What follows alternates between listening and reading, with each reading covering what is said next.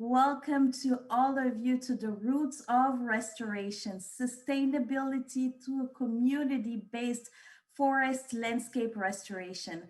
This session is hosted by GIZ Forest for Future and EKI projects funded by BMZ and BMU. My name is Salima Mahmoudou. I am a research associate at the World Resources Institute, and I'll have the pleasure to be your moderator today. As many of you know, in years of implementing landscape restoration activities, it has become clear that comprehensive involvement of local stakeholders in planning, implementation, and reporting processes is essential to the sustainability and success of any regreening efforts. Community-based and driven approaches are also a great potential to empower local structures and community, especially women and youth. As we know, they're the most marginalized groups in these processes. Initiatives such as the AFR 100 and other international programs for restoring degraded landscapes must continue to use this potential to establish vital African landscapes and ecosystems. This session would therefore provide a deep dive into the value added and challenges of establishing community-based forest landscape restoration approaches, while providing you with concrete examples and guidelines on how to make it happen. But to discuss about this important topic, I'll have the pleasure to introduce 5 distinguished guests and panelists that's gonna join me in this discussion. We're gonna start with Mr. Mamadou Diakité, who's the acting head of the Environmental Sustainability Division at the African Union Development Agency, AUD-NEPAD. He leads AUD-NEPAD's work on the AFR 100 initiative. His face might be familiar to many of you, but as well as agriculture, food security, and environmental issues pertaining to the AUD-NEPAD's agency. We're also joined by Josephine McCoy, who is a senior expert for landscape restoration working for the Forest and Environmental Program at the German Cooperation, GIZ. She's also specialized in soil fertility improvement through agroforestry pathways. Our third panelist is Tabitha Jova, who is the CEO of Green Aid and leads 1 billion trees for Africa, an initiative that has planted over 3 million trees, restored 80 hectares, and created 70 green jobs over the past years. Amazing, Tabby. Tabby has also experiences on local communities, forest restoration, ecosystem resiliences, and value chain development. Our 4th panelist that we're very honored to have with us today is Charles Karanga, who is the regional lead for Forest, Landscape, and Livelihood Program for Africa at IUCN, and also serves at as the country director for Rwanda. Charles has led IUCN's work on landscape restoration and as part of the AFR 100 initiative and the Bond Challenge, engaging both government agency as well as non-state actors to bring Africa's land into restoration and turning our commitments into actions. Last but not least, we have the amazing pleasure to welcome Tony Ronaldo. I know many of you out there knows who Tony is. The life work of Tony has been in the environmental and humanitarian sphere, focusing on forest and landscape restoration and helping farmers becoming self-sufficient. He is widely recognized by many entities for his influential contribution to raise awareness on the impact, efficiency, uptake, simple, low-cost, scalable methods of restoration that we all know as FMNR, Farmers Managed Natural Regeneration. Finally, before we start these amazing sessions with these great 5 panelists, I would like to remind the participants to use your Q&A sections and your chat box on your application, on your computer, because we want to hear from you. We want to have your reactions, your comments, your objections. We want to hear from you throughout this whole session. And please remember that translation is available in French and in English to facilitate and accommodate all participants. That being said, I would love to start our discussions directly kicking it in with a question to you, Mamadou, helping us set the stage for this discussion. Mamadou, from your experience, what are the necessary frameworks, conditions for a successful community participation, forest and landscape restoration? Yes, thank you very much, Amina, and welcome. And also thank you to GLF for giving AFA 100 this opportunity. And I will be also want also to recognize AUDA, NEPAD, and all partnerships, financial, technical, of the AFA 100 initiative. And the question you asked is really at the center, at the core of all our work, including the last week AFA 100 annual partnership meeting that we managed to organize in Kigali. I think one of the main question or tools is to see how to bring African smallholder farmers, which constitute, it might be surprising, the majority of the private sector. When we think private sector, we think big corporations, but African smallholder farmers are the biggest private sector in the agriculture sector, at least in Africa. So one of our challenges and goals is to bring the financial tools, the financial actors to reach the smallholder farmer, because we know that they have issues in accessing loans, in having guarantees, and this is the work we are doing since many years, and we are building the conducive environments for the investments, and we have the support of many government partners, including Germany, including Sweden, through, for instance, the land accelerators initiative that is led by WRI, AUDA, NEPAD, and many other partners to move from restoration as such, but doing business restoration by doing supporting women, youth, to move from only restoration to do business restoration. Thank you. Thank you so much, Mamadou, for setting the stage with this information of farmers, smallholder farmers being the primary financiers of this information. Did you know about this? Please put it in the chat. Let us know if you agree with Mamadou. Let us know if you have other thoughts about who can also be great financiers. We're going to continue this conversation with Josephine. Josephine, in your experience working with different communities and working around soil fertility, why should local communities participate in restoration efforts? I think we come into these discussions often thinking that it's obvious, but I want us to allow you to walk us through the process of why should they be focused in these efforts, and what are the different benefits, and how can communities and local stakeholders be included into landscape restoration approaches? Josephine?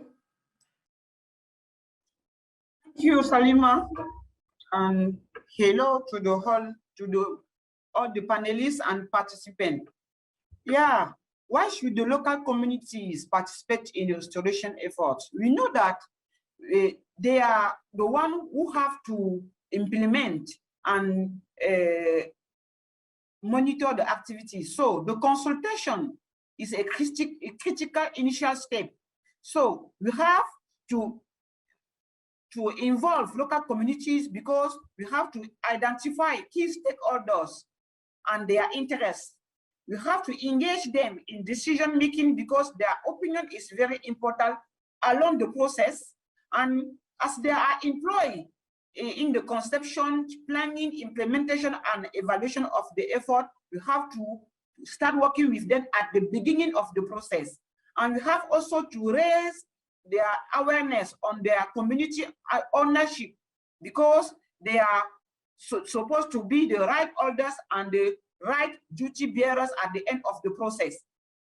Overall, we have to enhance their resilience and improve their livelihoods, especially for marginalized groups. What are the benefits they have? They can gain benefits in the restoration landscapes, such as social, economic, cultural, and even environmental benefits.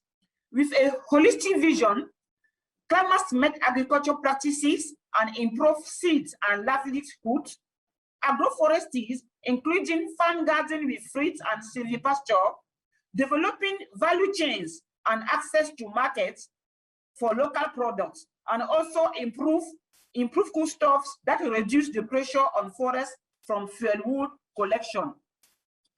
So they can collect and raise non-timber forest products. They can be employed.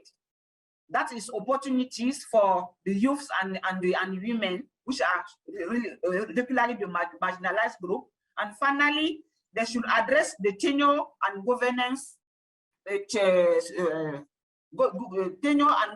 issues.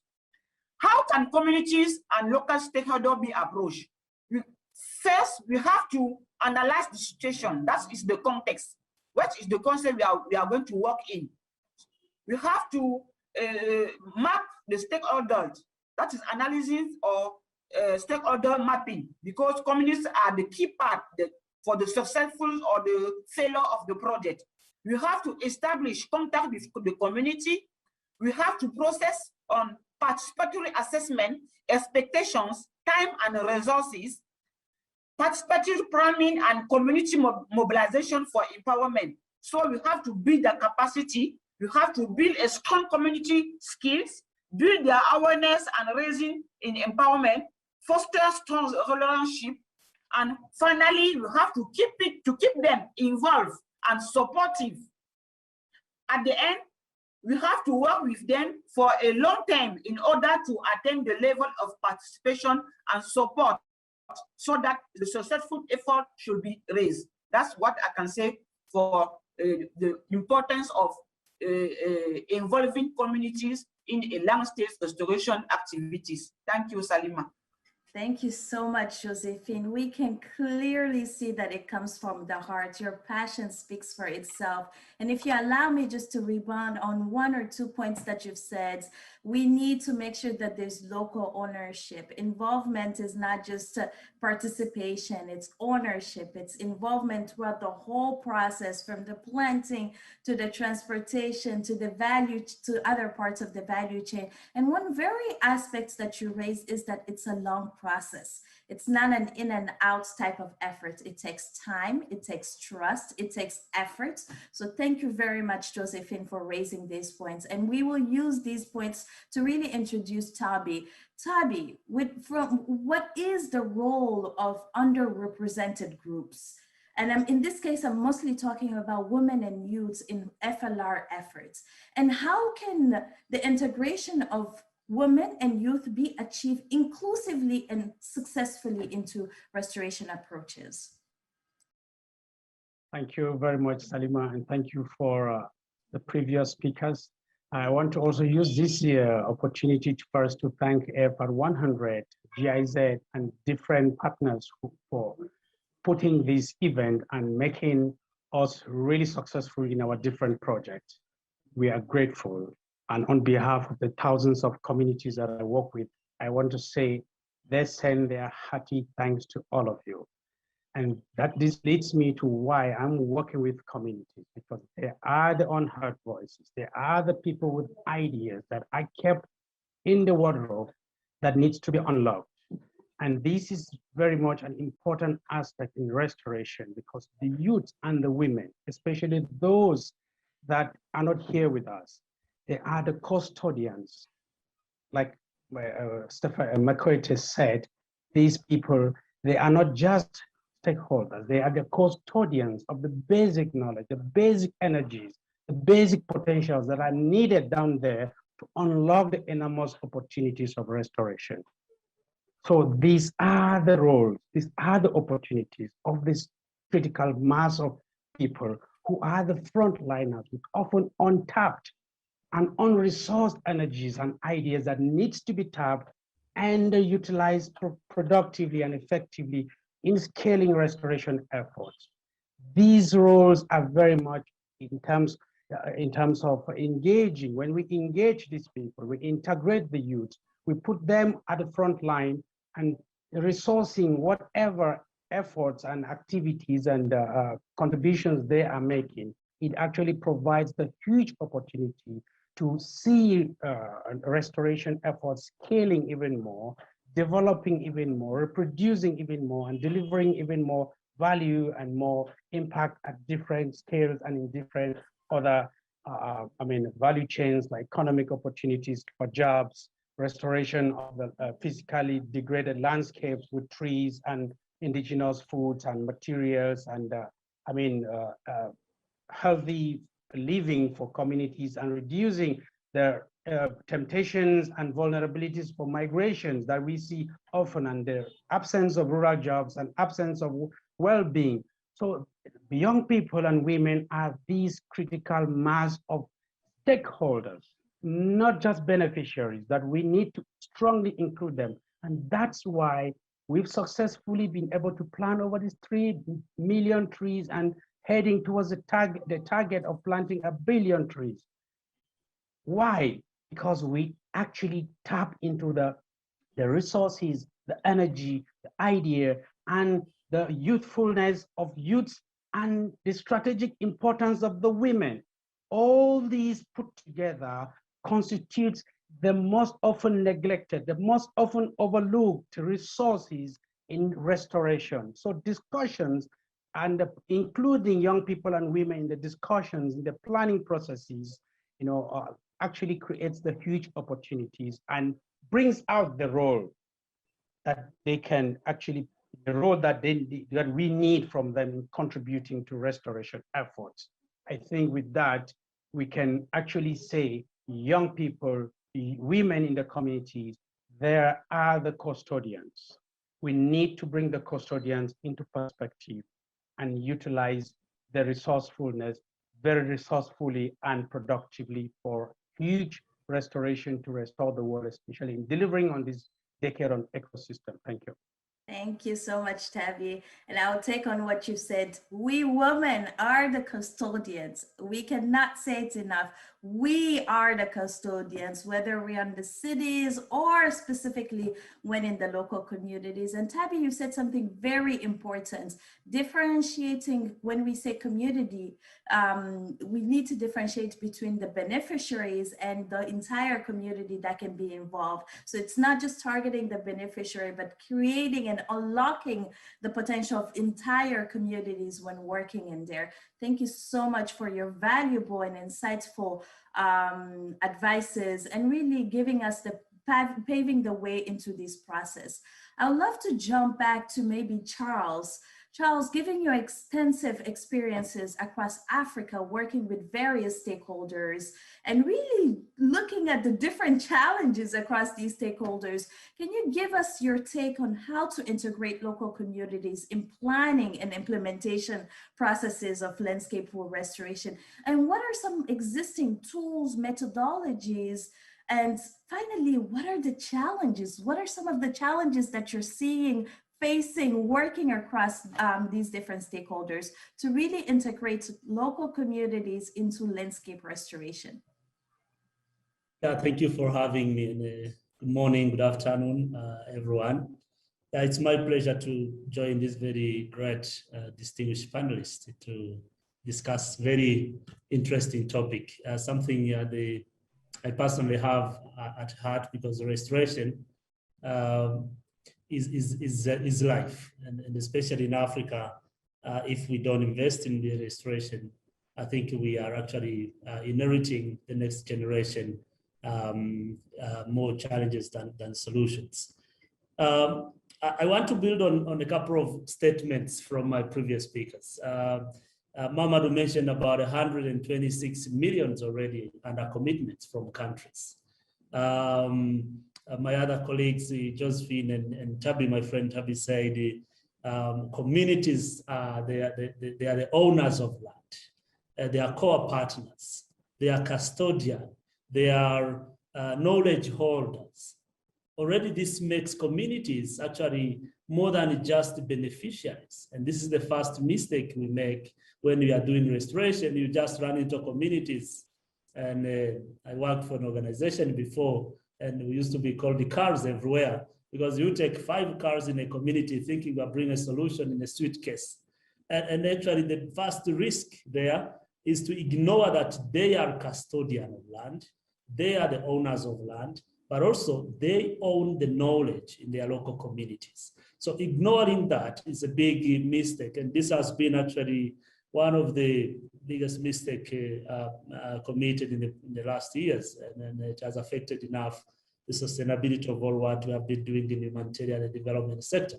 For restoration, therefore, having communities as custodian of land, more than 80% of the 127 million is owned by smallholder farmers.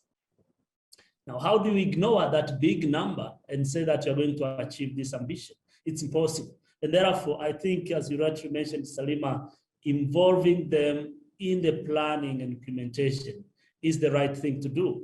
And that's how we are going to transform this. And for a number of reasons. One, transformation starts with local communities for restoration. You are restoring land with them, and for their children. And therefore, there should be part of the planning.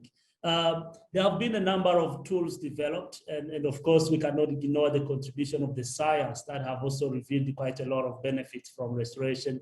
But from a community engagement point of view, we have been working across more than 25 countries in Africa developing restoration opportunities assessment.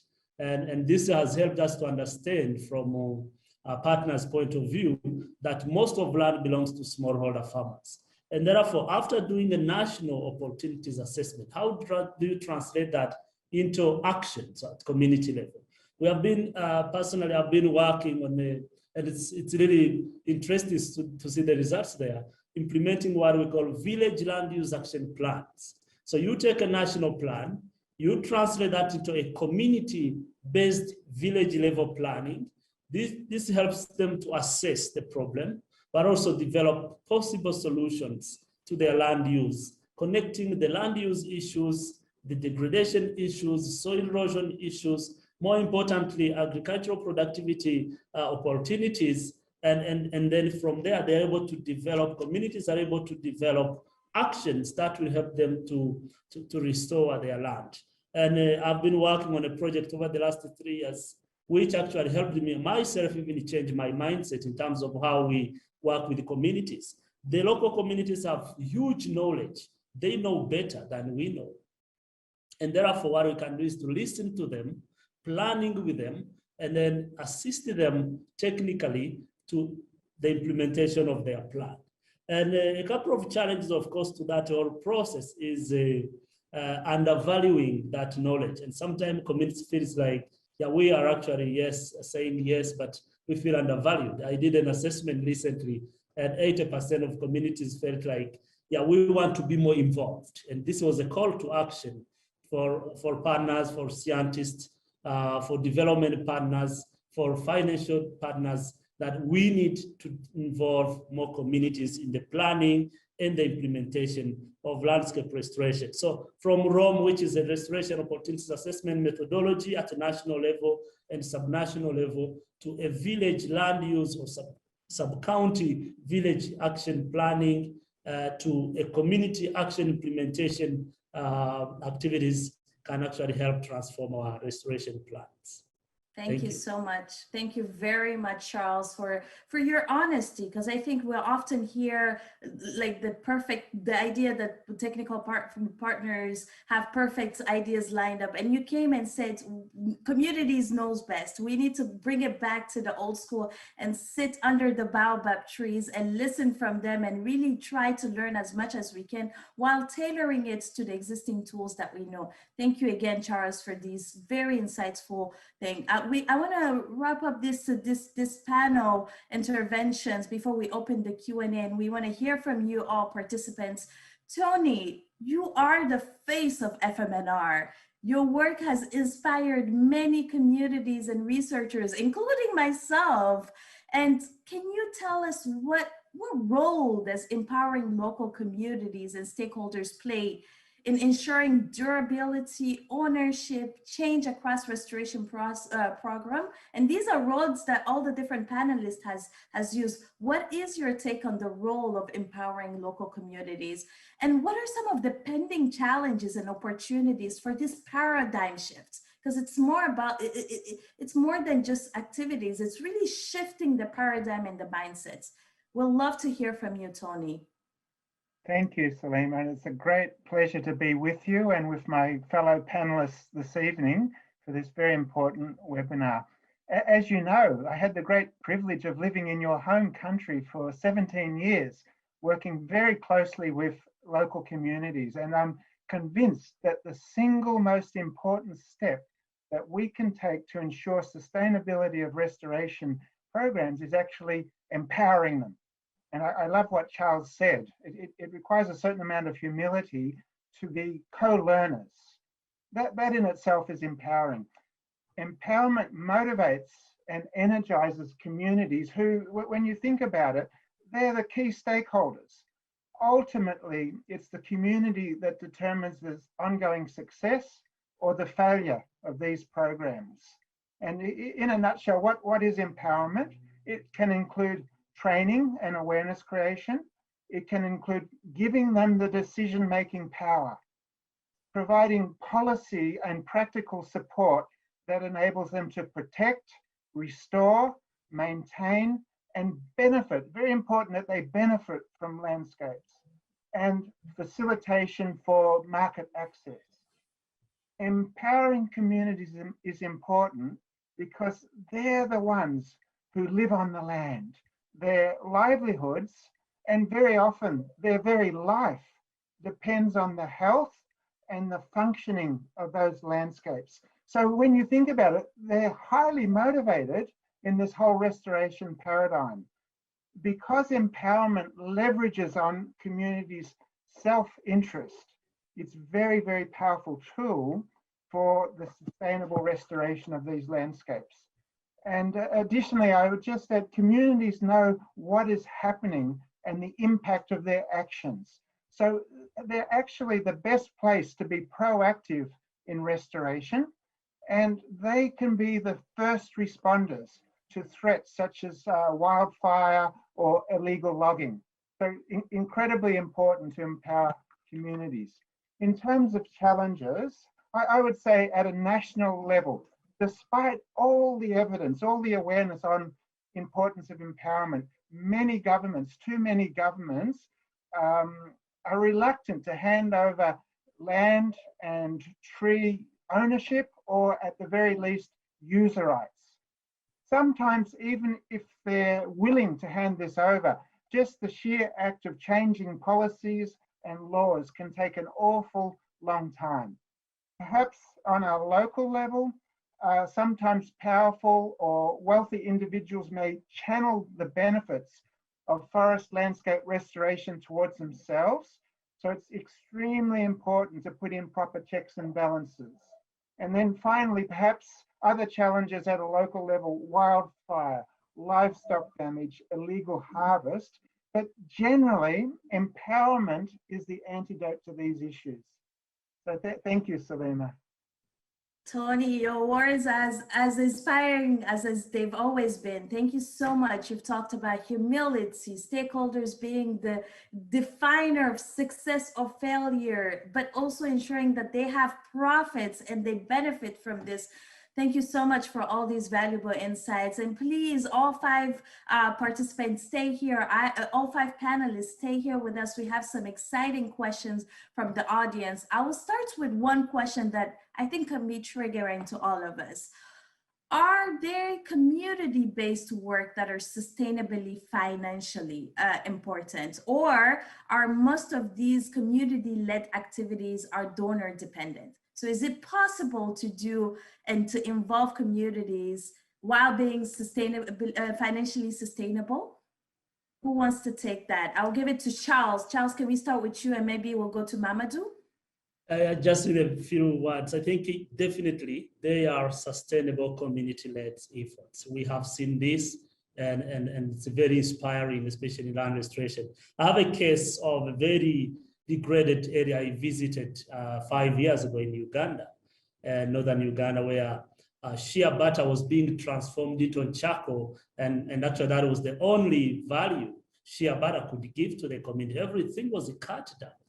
And after several empowerment, as Tony mentioned, after discussion and community engagement, community themselves developed a plan to protect and value the shea butter. Today, more than 5 enterprise, community-led enterprise of adding value to shea butter has born from that community and is really generating significant amount of income. The landscape have transformed into a terribly, amazingly restored landscapes. So this is just one example, but we have quite some other several examples across the continent that really shows that community-led restoration efforts are sustainable. And I know Tabi is looking at me, and he has quite a lot of examples. And yeah, definitely I would confirm that, and there are several lessons we can learn from that whole process.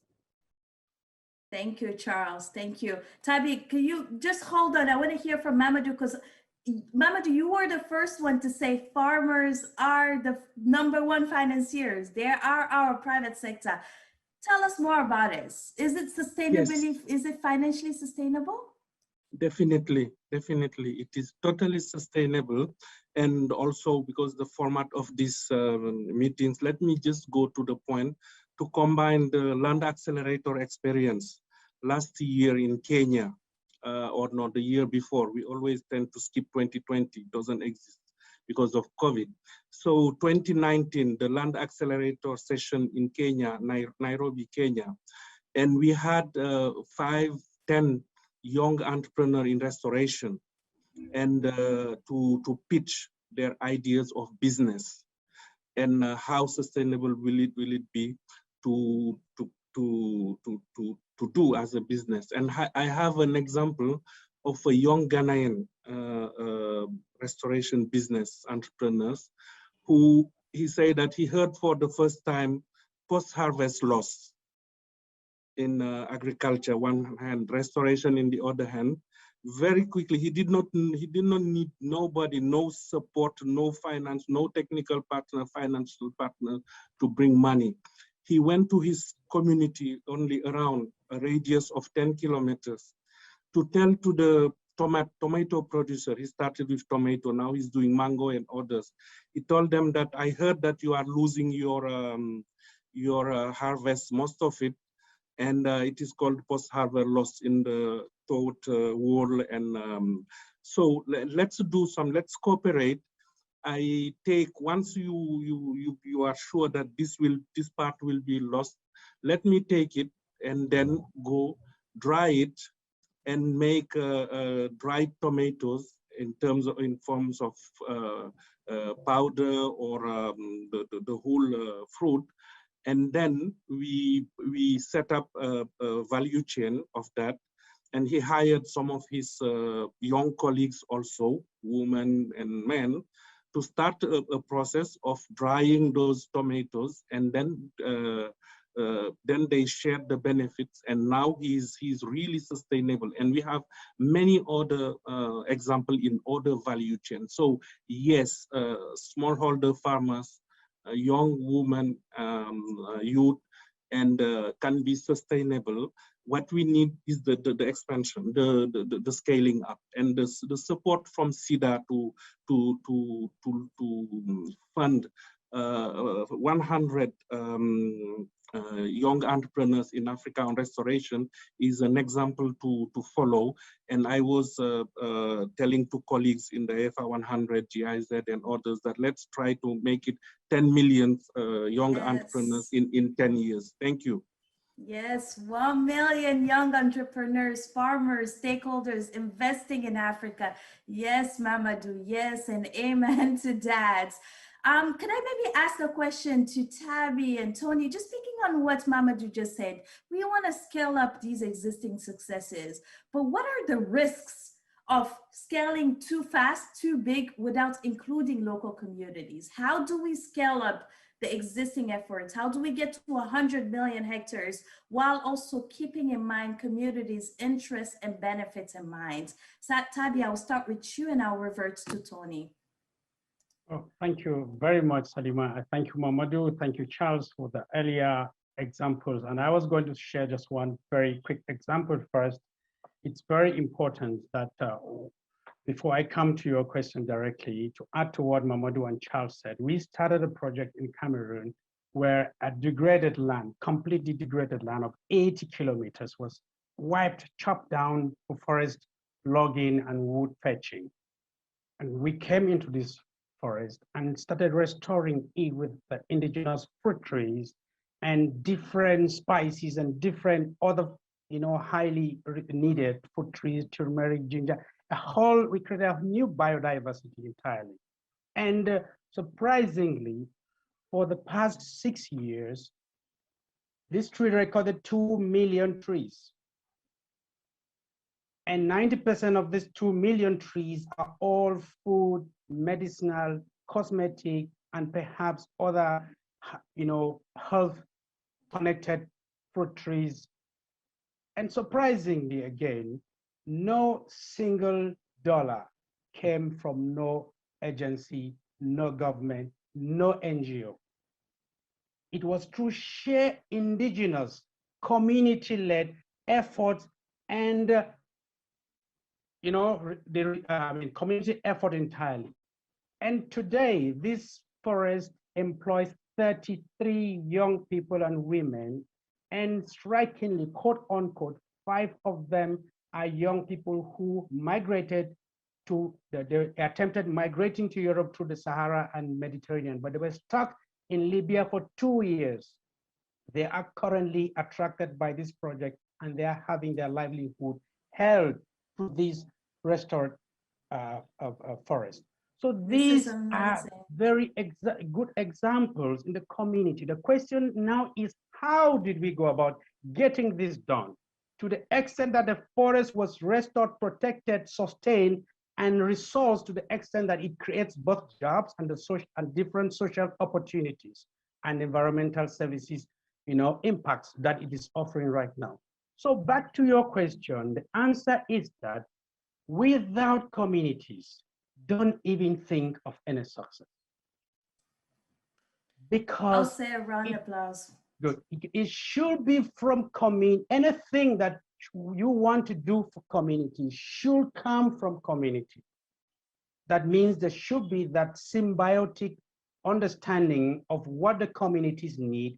And you are not coming in like a messiah, you're coming in like a supporter, because the community has something you don't have, and you have something the community doesn't have. So let's put together and have a common ground. Like Charles said, technical support might be one of them. So this is critically what we need. So any successful community project should take into consideration the total knowledge, potential, understanding, the sociology, the anthropology of the community has to be the main framework for developing in a community-led project. With this, I say, support also should come in. Not support that is coming, that is not community-oriented. It should be all community. I leave Tony to continue. Thank you. Thank you. I'm just being mindful of time. I know we all have very busy schedule and I don't want to abuse the participants' time. Tony, very quickly, can we hear from you? And I would love to shut one last question at all of you, one challenging question. So get ready for that. Tony, back to you. Thank you, Salima. So personally, I wouldn't be too worried about going too fast. In 1980, average tree density on Niger farms was 4 trees per hectare. Within a decade in the Maradi district, the average tree density was 40.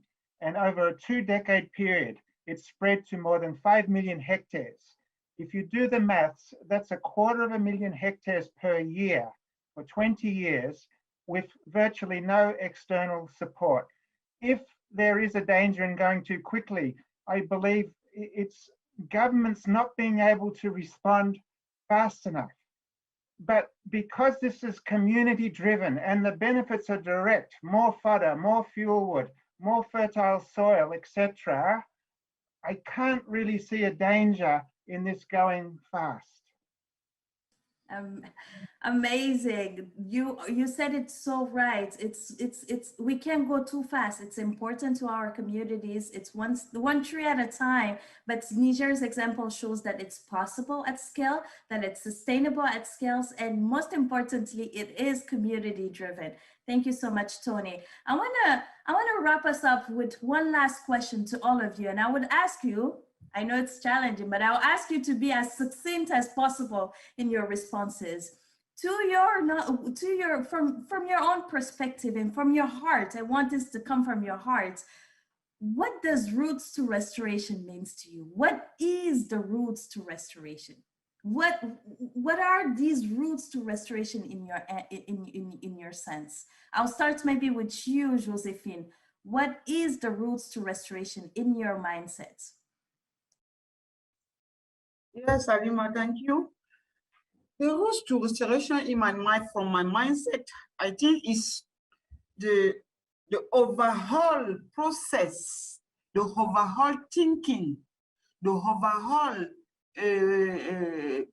how can I say it?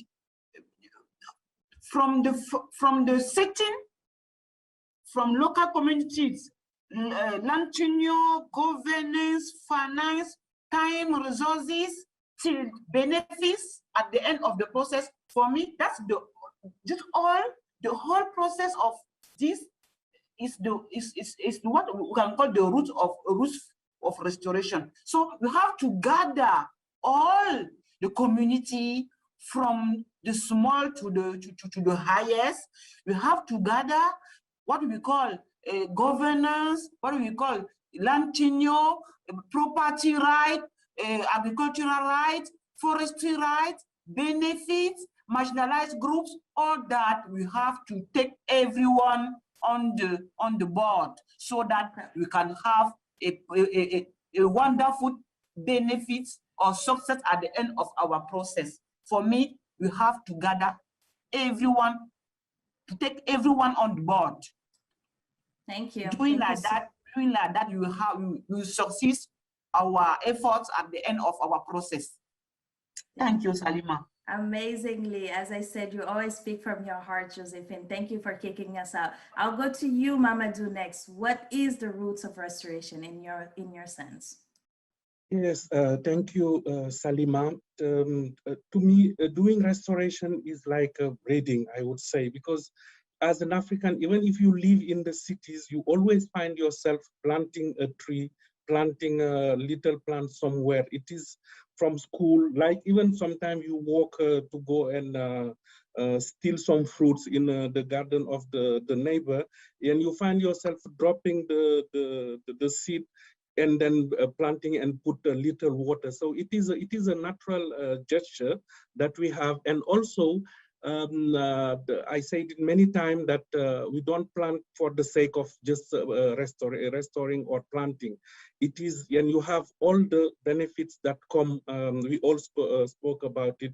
That's how we know also Tony, since we were much younger, is to that it come naturally to contribute to food security, to nutrition. And yesterday, I'm currently in Conakry. Yesterday, I had the cassava leaves.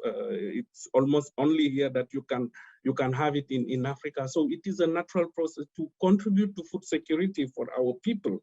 Just that is enough. Now the work, the cooperation is globally how to expand it and respecting our cultures and but expand it so to have more of our people to come into it. And I take this opportunity to make some publicity advertisement. It will come into the GLF, the new documentary on AFR 100, the Grand African Green Up, and you will have many examples of what is the roots of restoration. Thank you.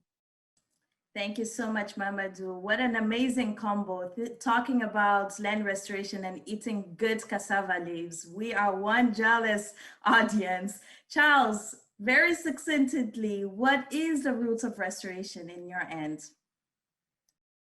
I think from our everyday life, personally, I think it's time to actually make restoration part of our life. Restoration is life. Restoration is our food, our water, our fresh air, our well-being, our medicine. Restoration. Let's make restoration life. Let's change mindset. Everywhere you are, think about, actually that's me. Whenever I go, whenever I travel, the first thing I do, I look at the landscape. And the first idea that comes in mind is the status, the vegetation cover, the soil erosion. Restoration is life. From a community to a development partner to an investor, let's make restoration part of our everyday living. Amazing, Charles. Restoration is life. There should be a quote somewhere instilled, a poster in young communities. Tabi, I'll go next to you very quickly. What is the roots of restoration in your regards? The roots of restoration, like Mamadou said, I want to connect to that, is looking at where we all come from. Each one of us come from one community somewhere that has one community, river, spring, forest, landscape, somewhere that has aided our health, aided our life. Let's just go back into looking back to these roots and seeing how we can restore them and create potentials for inclusive green growth, benefits, ecosystem services, opportunities for jobs, for income, and for livelihood, and for resilience. Amazing. Thank you so much, Tabby. It's incredible. You guys are the roots of restoration. From the words you're sharing, it's really quite inspiring. Thank you. Tony, the last words. Let us, what is the roots? You've unveiled the roots with FMNR. So, but in your sense, what is the roots of restoration? Thank you, Salima. I want to build on Josephine and Charles. Since the dawn of human history, humankind has been at war with nature. And only 5% of my job description involves the technical aspects of trees and landscape restoration. 95% involves mindset change. I call it regreening mindscapes. And if you win that battle, the rest flows naturally. Thank you. Regreening mindscapes. What an amazing word. Thank you so much, Tony. Thank you all panelists. Thank you so much for your amazing words, your greatness, and your availability to share all these amazing insights with the participants. Thank you, participants, for all your amazing comments. We have not been able to cover all of them, but we thank you, and we'll make sure to cover them throughout this session and next sessions. Please remember, a white paper is available on this topic that will be distributed by GIZ and GLF.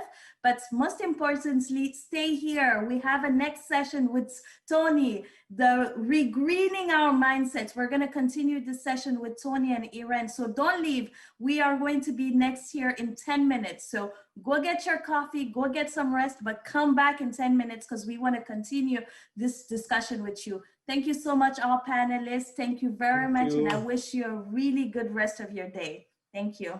Thank you. Bye.